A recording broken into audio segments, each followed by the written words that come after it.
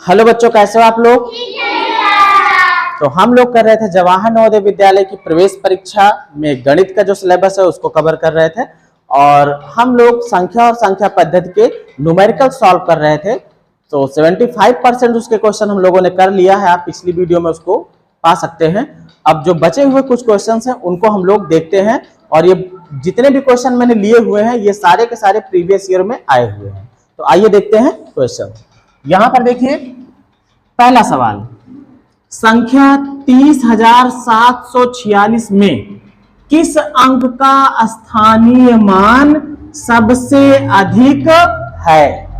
देखो स्थानीय मान सबसे अधिक किसका होगा भाई। अगर हम इकाई, दहाई, सैकड़ा, हजार करते हुए गिनते जाएं तो जो सबसे लास्ट में होगा उसका स्थानीय मान सबसे ज्यादा होगा।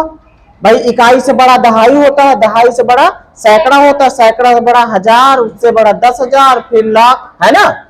तो कहने का मतलब अगर इसमें हम देखें तो ये इकाई, फिर ये दहाई, फिर ये सैकड़ा, फिर ये हजार, फिर ये 10,000, तो सबसे ज्यादा प्लेस वैल्यू किसकी ज्यादा रहेगी? 3 की। तो इसमें कौन सा सही हो गया? तीसरा। अब इसके बाद देखो पहला वाला जिसमें 3 लिखा है। अब देखो दूसरा सवाल, छोटी से छोटी विषम संख्या, कौन सी संख्या? विषम। इन्हीं शब्दों को ध्यान रखना, यही कंफ्यूजन होता है।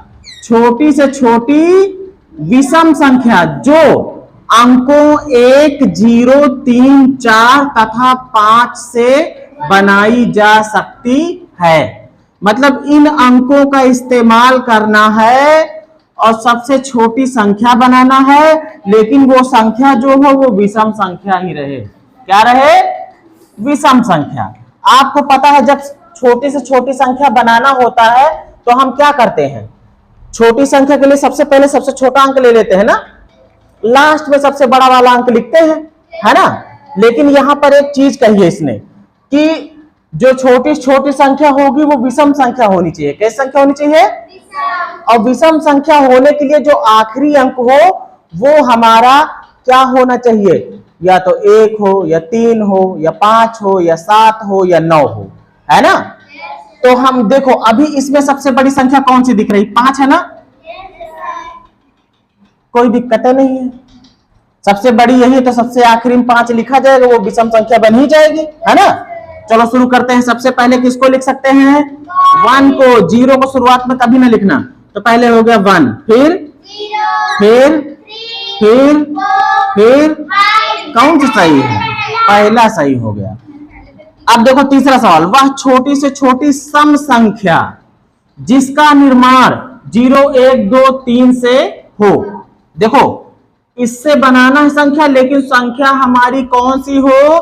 सम हो। सम होने का मतलब ये हो गया कि आखिरी में जो अंक रहेगा इकाई की जगह पे वो क्या हो सकता है?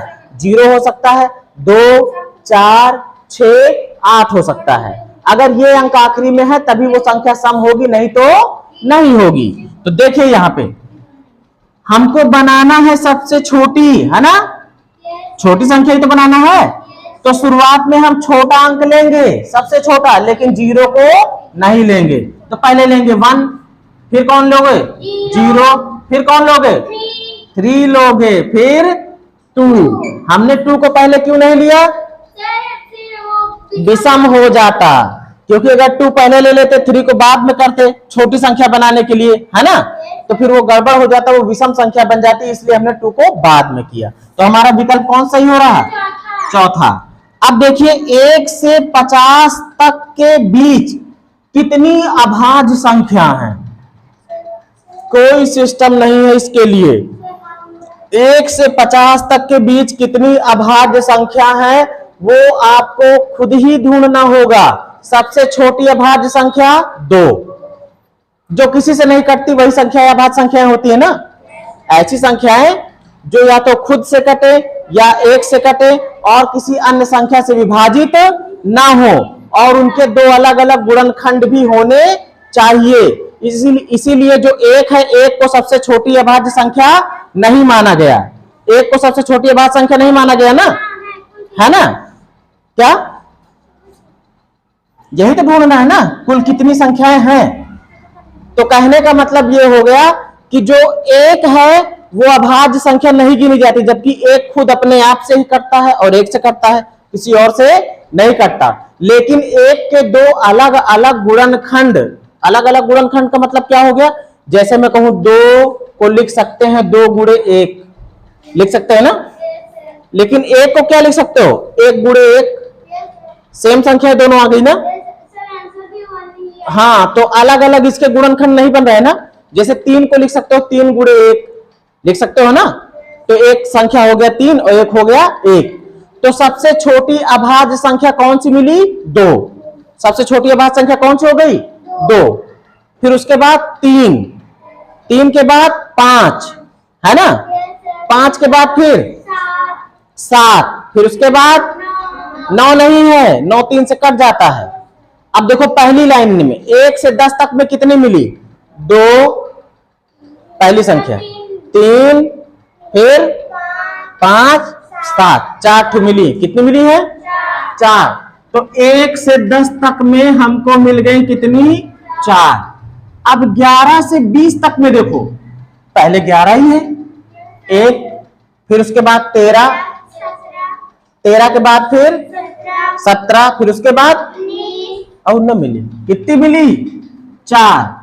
अब 21 से 30 के बीच में पहले तो आ जाएगी 31 है ना, 31 के बाद फिर 32 33 34 35 होना रहे, 37 कौन सी, 37, 37 के बाद फिर नहीं, 2 ही मिली ना, कौन कौन सी, 31 मिली और 37 मिली, एक और 30, हाँ क्या 21 से है क्या, अरे हाँ 21 से 30 के बीच में, तो पहले तो मिलेगा 21 तो कट जाता है, पहले 23 मिलेगा, कौन मिलेगा, चलो एक 23 हो गया, और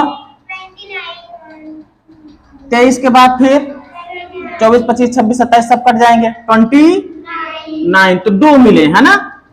फिर उसके बाद देखो 31 से 40 के बीच में 31 मिल जाएगा, फिर 37, बस 2 इसमें मिल गए। अब 41 से 50, 41 से 50 के बीच में 41 ही है पहले तो, 43 हाँ मिल जाएगा, 47 बस, तो 3 इसमें हो गए है ना, कितने हो गए, 3, कुल कितने हो गए, 4 4 8 8 4 12 12 और 3 15, कौन सा सही हो गया, पहला वाला। 1 से 50 तक में इसको याद भी कर लो, 1 से 50 तक में कितनी अभाज्य संख्याएं हैं, 15। अब आते हैं इस पे, सबसे छोटी अभाज्य संख्या, अभी अभी मैंने बताया था सबसे छोटी अभाज्य संख्या कौन सी है, 2।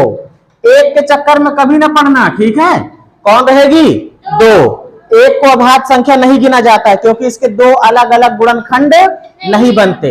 1 के जितने भी गुणनखंड बनेंगे वो 1 गुणे 1 ही तो बनेगा, लेकिन 2 के जो है 2 को लिख सकते हो 2 गुणे 1, इसके देखो अलग अलग है दोनों ना गुणनखंड।